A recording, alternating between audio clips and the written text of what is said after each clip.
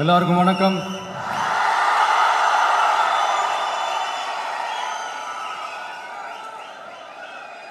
அண்ணல் அம்பேத்கர் அவர்களுடைய இந்த நூல் வெளியீட்டு விழாவில் கலந்துக்கிறது, அதுவும் இந்த முக்கியமான நாளில் கலந்துக்கிறது எனக்கு கிடைச்ச மிகப்பெரிய ஒரு வரமாக நான் நினைக்கிறேன். விகடன் குழும நிறுவன தலைவர் திரு ஸ்ரீனிவாசன் அவர்கள், அண்ணல் அம்பேத்கர் அவர்களுடைய பேரன் திரு ஆனந்த் டெல்டும்டே அவர்கள், நீதியரசர் ஓய்வு பெற்ற நீதியரசர் திரு சந்துரு அவர்கள், திரு ஆதவ் அர்ஜுனா அவர்கள், என் நெஞ்சில் குடியிருக்கும்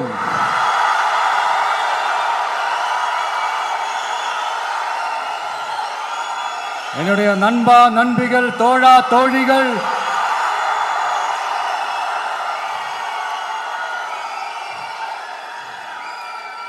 உங்க எல்லாரு கூடவும் இவங்க எல்லாரு கூடவும் இந்த ஸ்டேஜில் நானும் இருக்கிறது எனக்கு ரொம்ப பெருமையா இருக்கு. முக்கியமா இப்படி ஒரு ஃபங்க்ஷனை ஏற்பாடு பண்ணி எனக்கு அந்த வாய்ப்பை கொடுத்த விகடன் குழுமத்திற்கு என்னுடைய மனமார்ந்த நன்றிகளை தெரிவிச்சுக்கிறேன்.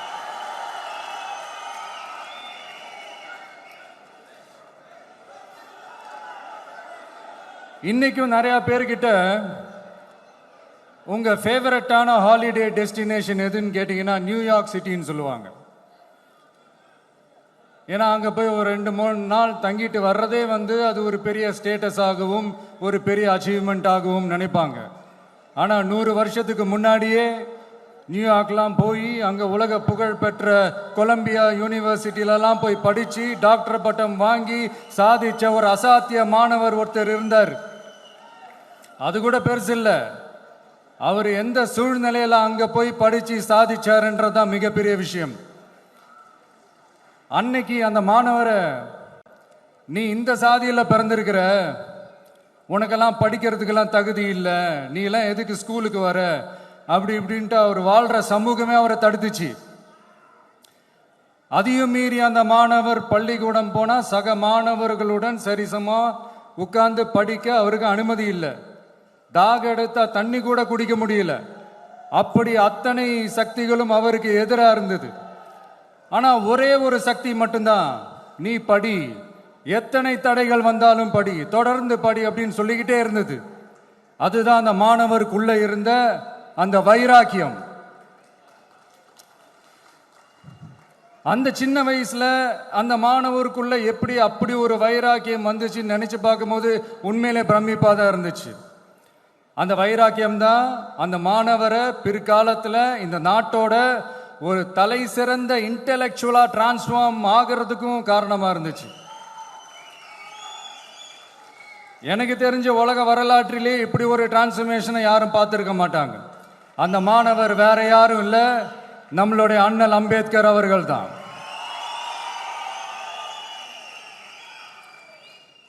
வன்மத்தை மட்டுமே தனக்கு காட்டிய இந்த சமூகத்திற்கு அவர் திருப்பி என்ன செஞ்சாரு அப்படின்னு அதை படிச்சு பார்க்கும்போது உண்மையிலே மெய்சில் இருக்க வச்சுது.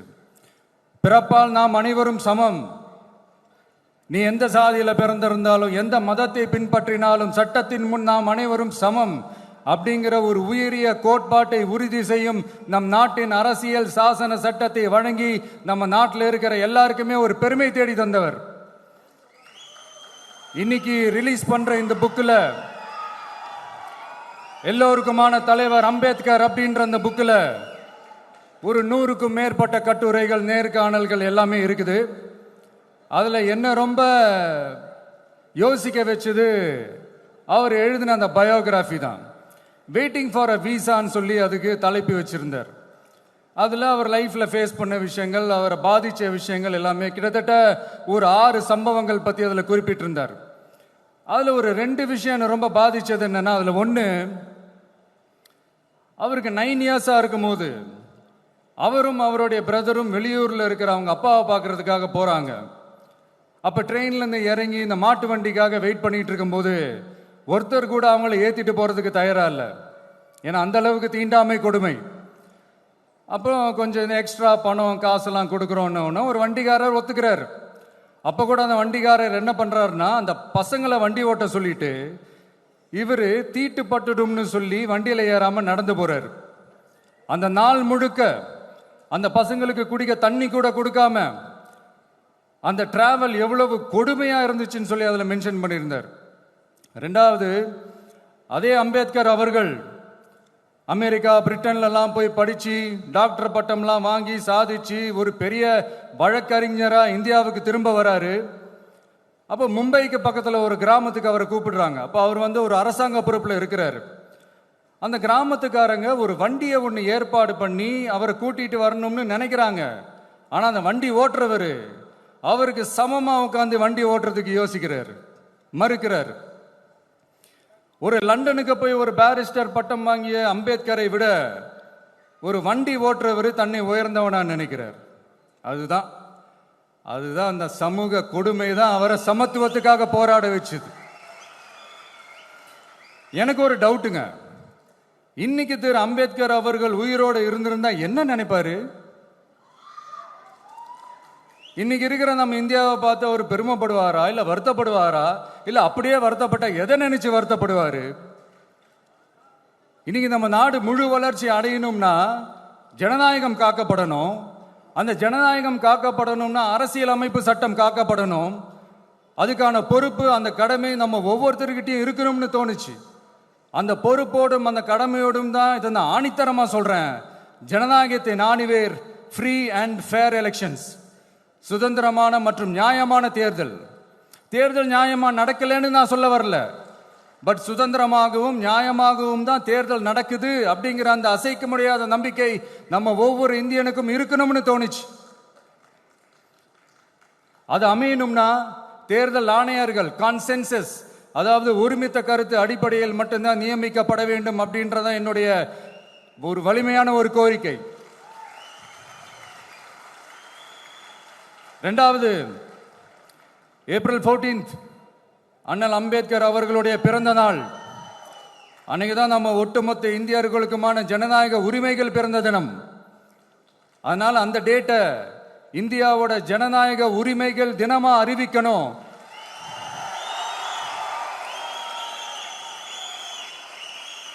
அப்படின்றத என்னுடைய இன்னொரு தாழ்மையான ஒரு வேண்டுகோள்.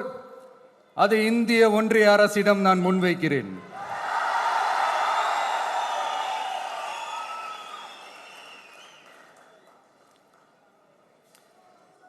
அம்பேத்கர் அவர்களை பற்றி யோசிக்கும் போது கண்டிப்பா சட்டம் ஒழுங்கு சமூக நீதியை பற்றி யோசிக்காம இருக்கவே முடியாது. இன்னைக்கும் மணிப்பூர்ல என்ன நடக்குதுன்னு நம்ம எல்லாருக்குமே தெரியும். ஆனா அதை பத்தி கொஞ்சம் கூட அதை கண்டுக்காம ஒரு அரசு மேல இருந்து நம்மளை ஆண்டுகிட்டு இருக்கு.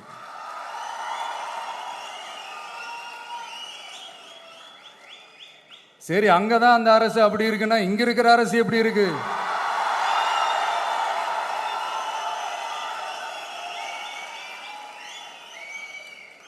இங்க நம்ம தமிழ்நாட்டில் வேங்கை வயல்னு ஒரு ஊர்ல என்ன நடந்துச்சுன்னு நம்ம எல்லாருக்குமே தெரியும்.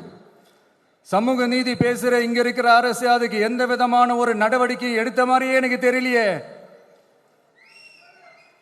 இவ்வளவு காலங்கள் தாண்டி, இத்தனை வருஷங்கள் தாண்டி ஒரு துரும்ப கூட கிள்ளி போடலையே. அதுதான் இதெல்லாம் இன்னைக்கு அம்பேத்கர் அவர்கள் இன்னைக்கு பார்த்தாருன்னா வெக்கப்பட்டு தலை குனிஞ்சு போவார்ல. கரெக்டு, நம்ம நடக்கிற பிரச்சனைகள், நடக்கிற கொடுமைகளுக்கெல்லாம் நம்ம குரல் கொடுக்கணும். ஆனா நடக்கிற பிரச்சனைகள் ஒன்னா ரெண்டா? பெண் குழந்தைகளுக்கு எதிரா, பெண்களுக்கு எதிரா, ஏன் மனித உயிர்களுக்கு எதிரா? இதெல்லாம் நம்ம பார்க்கிறோம், படிக்கிறோம், மற்றவங்க கிட்ட இருந்து கேட்டு தெரிஞ்சுக்கிறோம். இதுக்கெல்லாம் ஒரு நிரந்தரமான ஒரு தீர்வு என்ன தெரியுமா? ரொம்ப சிம்பிள் தான். நம்ம தமிழ்நாட்டு மக்களுக்கு தேவையான அடிப்படை வசதிகளை பாதுகாப்புடன் முழுமையாக அளிக்கும் மக்களை உண்மையாகவே நேசிக்கிற ஒரு நல்ல அரசு.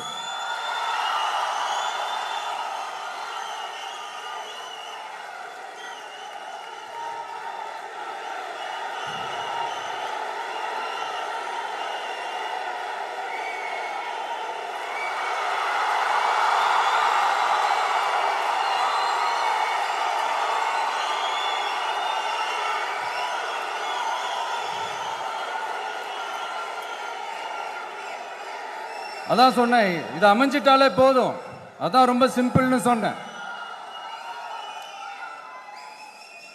அதனால இங்க டெய்லி நடக்கிற பிரச்சனைகளுக்கு சம்பிரதாயத்துக்காக ட்வீட் போடுறதும், சம்பிரதாயத்துக்காக அறிக்கை விடுறதும், சம்பிரதாயத்துக்காக நானும் மக்களோட மக்களா இருக்கிறேன்னு காட்டிக்கிறதும், சம்பிரதாயத்துக்காக மழை தண்ணியில நின்று போட்டோ எடுக்கிறதும்,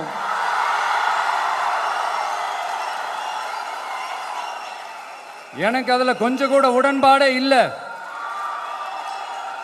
பட் என்ன பண்றது, நம்மளும் சம்பிரதாயத்துக்காக சில நேரத்தில் அந்த மாதிரி செய்ய வேண்டியதா போயிடுது. அதாவது நான் என்ன சொல்ல வரேன்னா, மக்களோட உரிமைகளுக்காகவும் அவங்களோட உணர்வு பூர்வமாக இருக்கணும். என்ன ஒவ்வொருத்தரும் அவங்க குடும்பத்தில் ஒருத்தனா நினைச்சிட்டு இருக்கிற அவங்க தமிழ்நாட்டில் அவங்களுக்கு எங்க என்ன பிரச்சனை நடந்தாலும் அவங்களோட உரிமைகளுக்காகவும் அவங்களோட உணர்வு பூர்வமாக இருப்பேன். எப்பவுமே அப்படிதான் இருப்பேன்.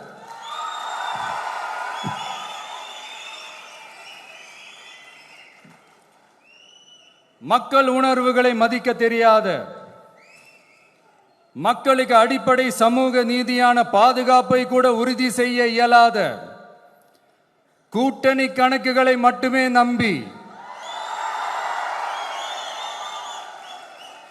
இருமாப்புடன் 200 வெல்வோம்,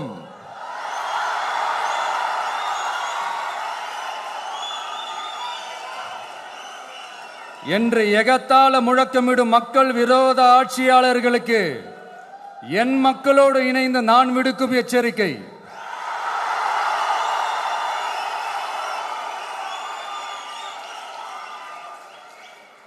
நீங்க உங்களோட சுயநலனுக்காக பல வழிகளில் பாதுகாத்து வரும் உங்கள் கூட்டணி கணக்குகள் அனைத்தும்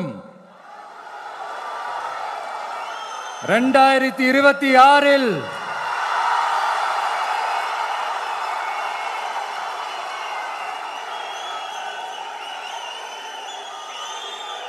மக்களே மைனஸ் ஆக்கி விடுவார்கள்.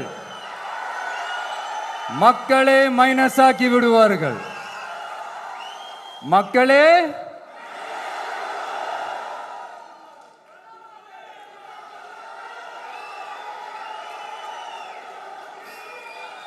எனக்கு இந்த வாய்ப்பு கொடுத்த விகடன் குழுமத்திற்கும் வந்திருக்கும் பெரியோர்களுக்கும் சான்றோர்களுக்கும் மீண்டும் என்னுடைய வணக்கங்கள், மீண்டும் என்னுடைய நன்றிகள். கடைசியா ஒரே ஒரு விஷயம்,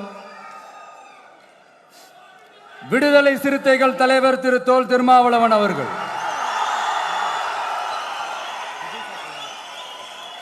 அவங்களால இன்னைக்கு வர முடியாம போச்சு.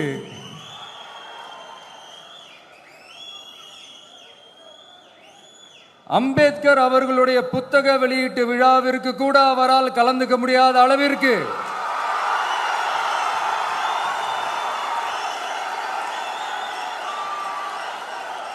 கூட்டணி கட்சிகள் சார்ந்து எவ்வளவு பிரஷர் இருக்கும் என்று என்னால் யூகிக்க முடிந்தாலும்